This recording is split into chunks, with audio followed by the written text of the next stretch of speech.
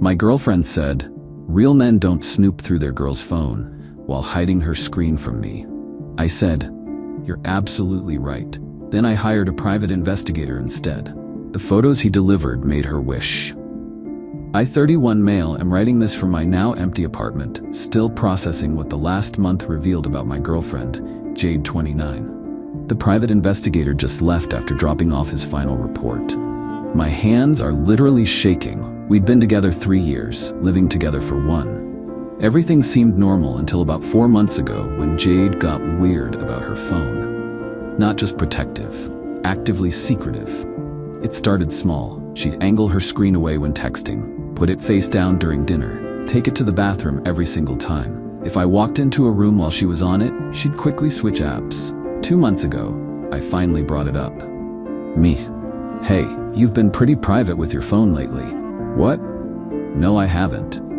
You just hid your screen when I sat next to you. I didn't hide anything. Why are you watching what I'm doing? Me, I'm not watching. I just noticed.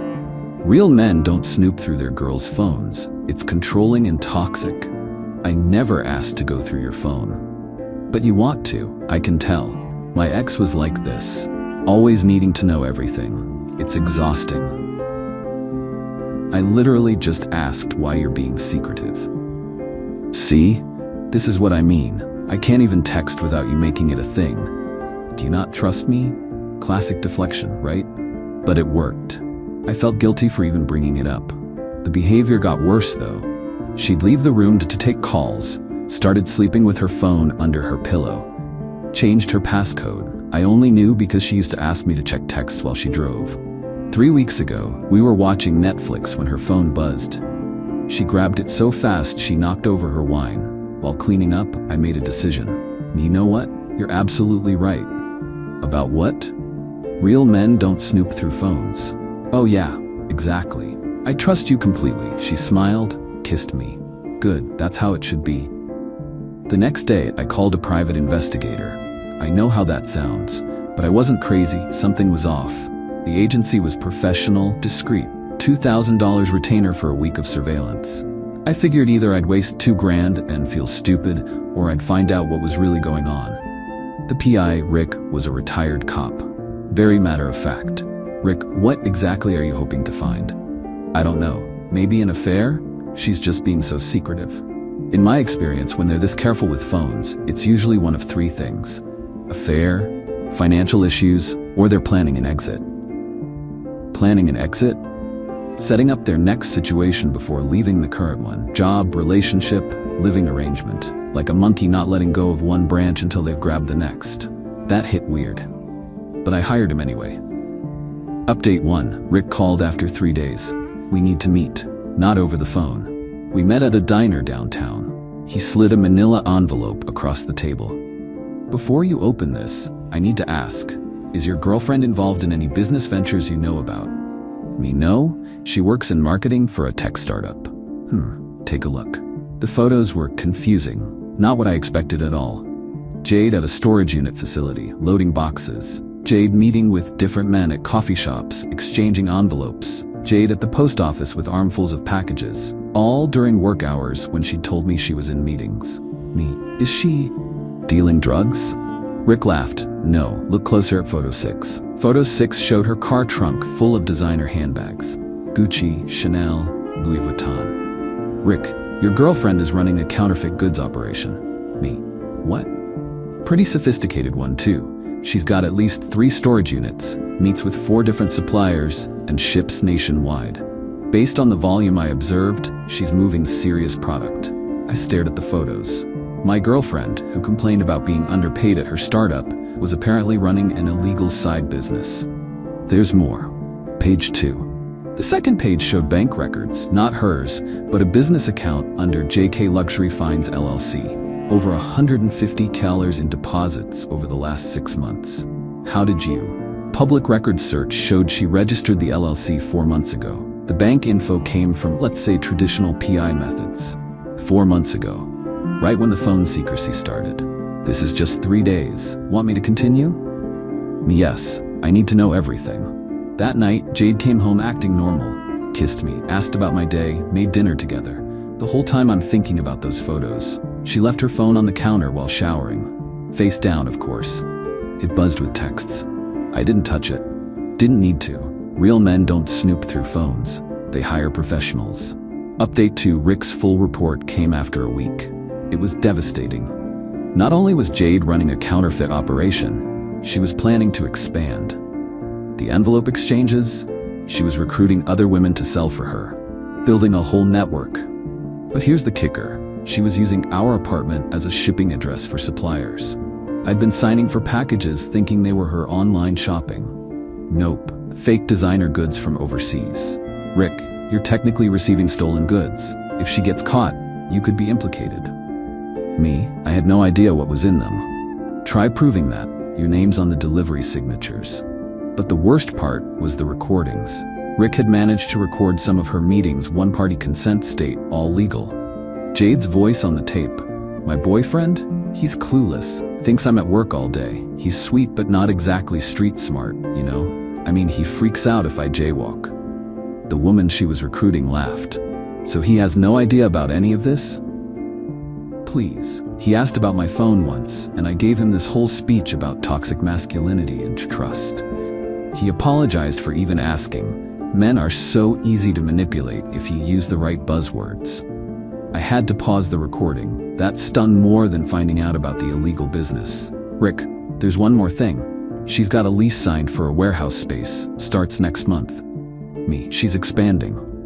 She's planning to quit her real job. Go full-time with this. I sat with all this information for 2 days. Jade kept being her normal self. Affectionate, funny, planning our weekend. All while running a criminal enterprise and calling me easily manipulated. Finally, I made my move. First, I consulted a lawyer. Needed to protect myself from any legal blowback. He advised documenting everything and creating distance between me and her operation. Second, I started looking for a new apartment. Found a studio across town, put down a deposit. Third, I gathered all the packages I'd signed for and photographed them, creating a timeline showing I had no knowledge of the contents. Then I confronted her, but not how you'd think.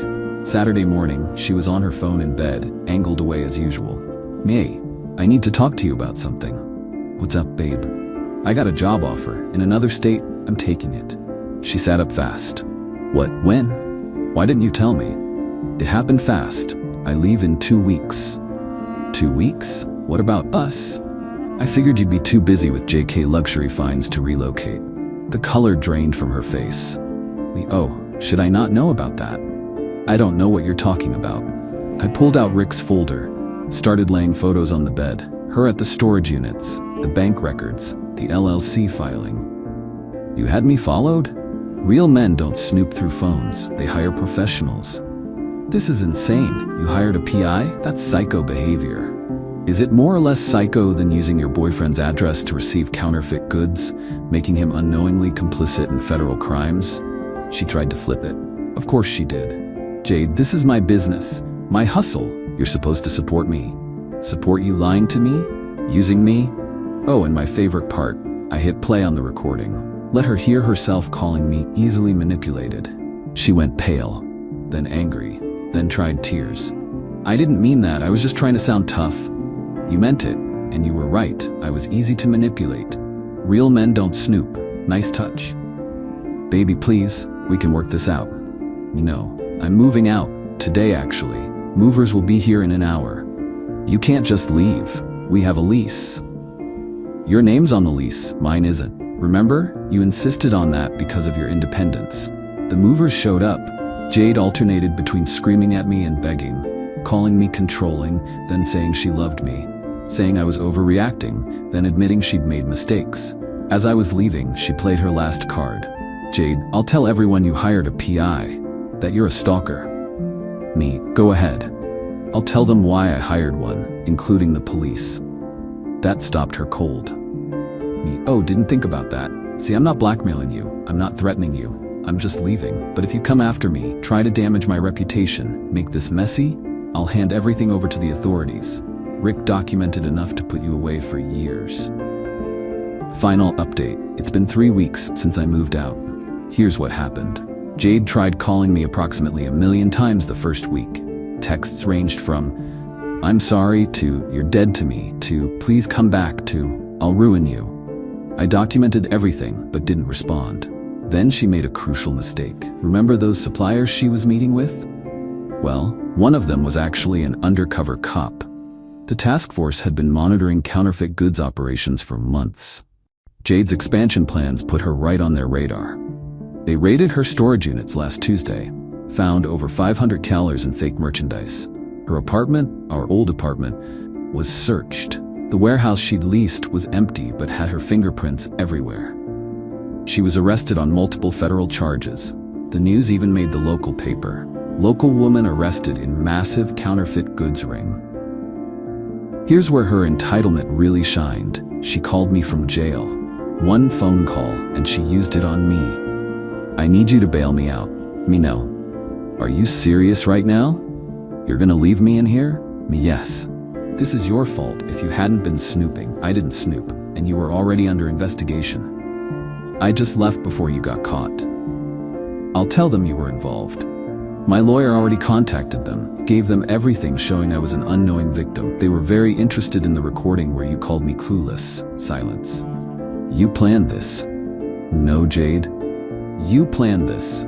You planned to use me, lie to me, and implicate me in crimes. I just refuse to be collateral damage. She hung up.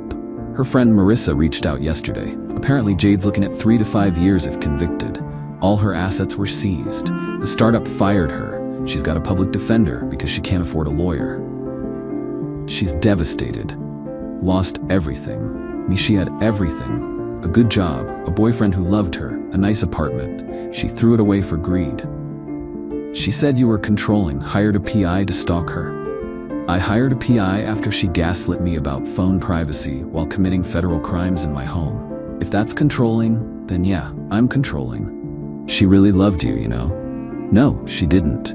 You don't endanger someone you love. You don't mock them to strangers. You don't use their trust against them. The conversation ended there. As for me, I'm doing okay. The studio's actually nice, closer to work.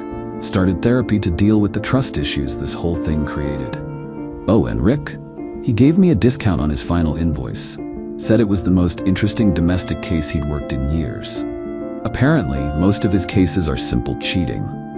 This one's going in my memoirs, he joked. Looking back, the signs were there. The sudden extra money she always had excuses for. The packages she was weirdly protective of. The way she'd redirect any conversation about finances. But I trusted her. When she said real men don't snoop, I believed that was about respect, not about hiding crimes. Lesson learned. Trust but verify.